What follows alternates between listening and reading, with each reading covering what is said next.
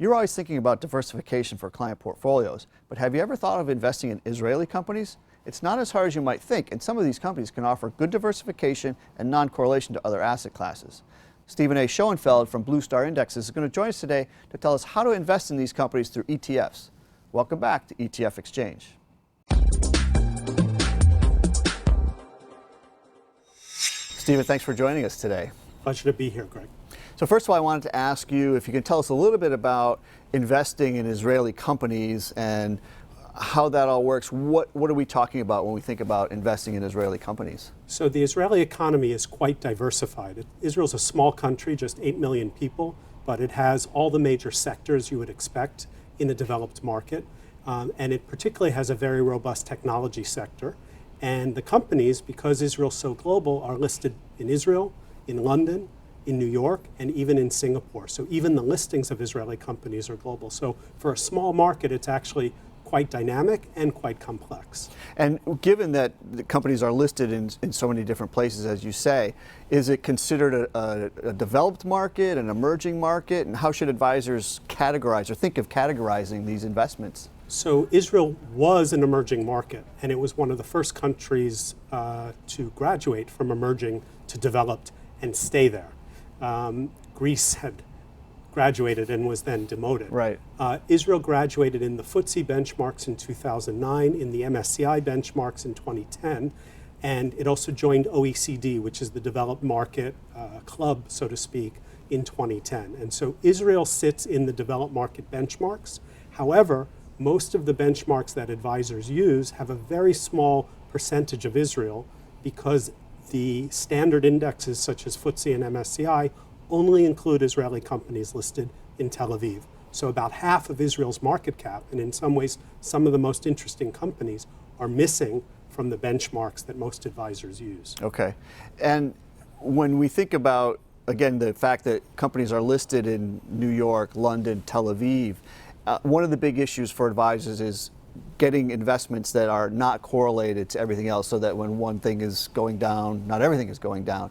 How should they think about these types of investments as far as correlation goes? I mean, if the stocks are listed in New York, does that mean they sort of go down when the New York market goes down? So Israel, in many ways, is the best of both worlds. It's got developed market regulations, companies that operate in developed markets, but it has the growth of an emerging market, and it has exposure to the growth of emerging markets because so many Israeli companies are doing business around the world.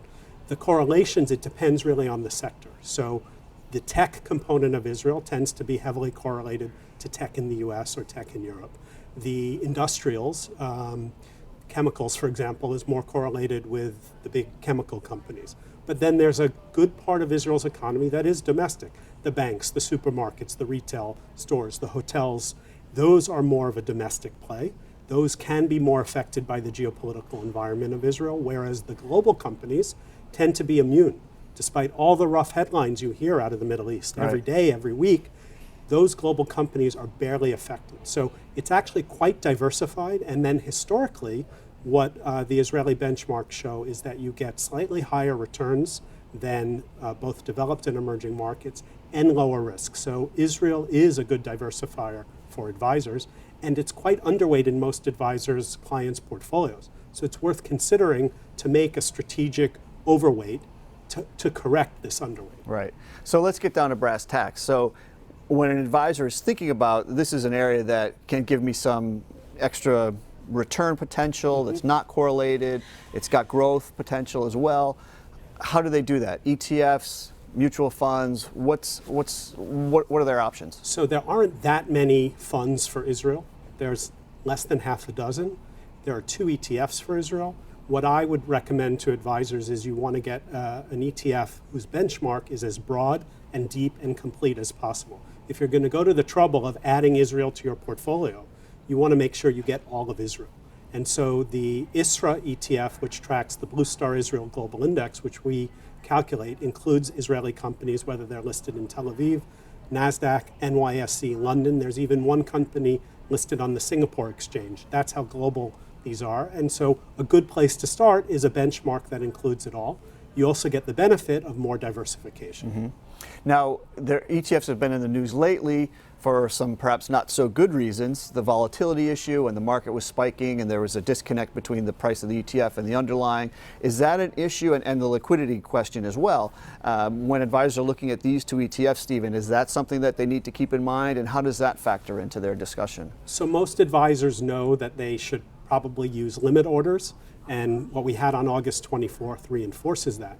But the underlying stocks in the Israel ETFs are quite liquid, and so there is a robust market. If an advisor wants to put a substantial amount in, they can go to an ETF desk. What's very interesting about the ISRA ETF is it has these stocks from all over. About a third of the stocks are primary listed in the US, so you don't have the same issue of a dead quote that you might have of a stock that's listed in Israel. So during US hours, you can get a quote. I and many others advise a limit order to attenuate some of those issues. But the other really interesting thing is that the time zone is bridged. So you now are having a sort of continuous market from the Tel Aviv open until the US close, and the Israeli market is looking at the US ETFs as a price signal, the same way the Asian markets will look at the Japan ETF for a price signal. Right. So you're seeing an integration of the markets. Very interesting. Great, excellent. Well, thanks so much for coming by and talking to us about this. My pleasure. Thank you.